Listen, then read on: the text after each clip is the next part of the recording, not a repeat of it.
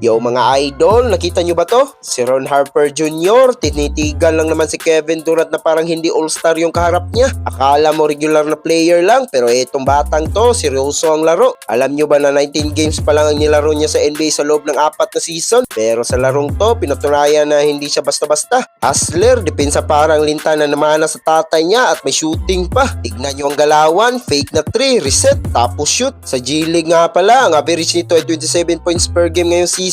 At hindi lang basta tira ha, 40% sa 3 points yan kahit 11 times siya tumira kada laro. Ibig sabihin, pag hinayaan mo, paparusahan ka talaga sa perimeter. Ito na yung pinakamatindi, sabi ko sa inyo, nilockdown niya talaga si KD. Tignan nyo yung dikit, walang hingahan, hindi makakalusot si Durant. Muntik pa mawala ng bola, kahit si KD halata mahirapan humanap ng buwelo. Ganito dapat ang depensa, walang respeto sa pangalan, basta trabaho lang sa loob ng court. Force help, pass kay Garza, and one, swak na playmaking. At heto pa ang paborito ko sa lahat, 4 na offensive rebound, grabe ang sipag. Tignan nyo yung putback dunk na yan, pati sila Jason Tatum at Jaylen Brown napatayo sa bench. Ganon katindi yung impact niya, pati yung mga star player ng Celtics napapawaw sa laro niya. First career start niya to mga idol, pero parang vet na kung gumalaw. Yung tip na yan kang Peyton Pritchard, perfect timing, isang matinding performance para sa isang player na deserve pang mas makilala sa liga. Ano sa tingin nyo mga tropa? May spot na ba si Ron Harper Jr. sa main rotation o kailangan pa niya magbabad si G-League? Comment nyo lang sa baba, huwag kalimutan mag-like at subscribe. Peace out!